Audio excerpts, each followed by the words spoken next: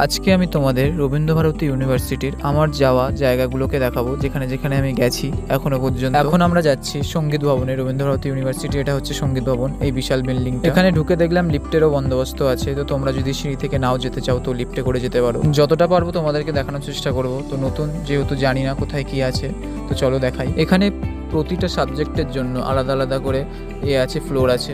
নাটক, music, instrument, dance, বিভিন্ন সাবজেক্টের জন্য আলাদা আলাদা এক একটা ফ্লোর আছে।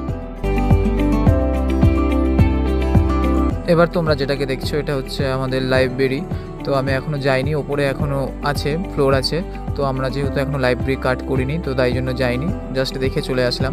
দেখো চারিদিকের ভিউটা কতটাই সুন্দর। এছাড়াও ইউনিভার্সিটির ভিতরে একটা ঝিলও আছে, বড় একটা লেক টাইপের। তো চলো এটাও দেখাই তোমাদেরকে। দেখো এই হচ্ছে আমাদের যেটাকে বলছি লেক। যাই হোক, তো এটা হচ্ছে অনেকই পুরানো, এটা দেখেই বোঝা যাচ্ছে এটা অনেকটাই পুরানো।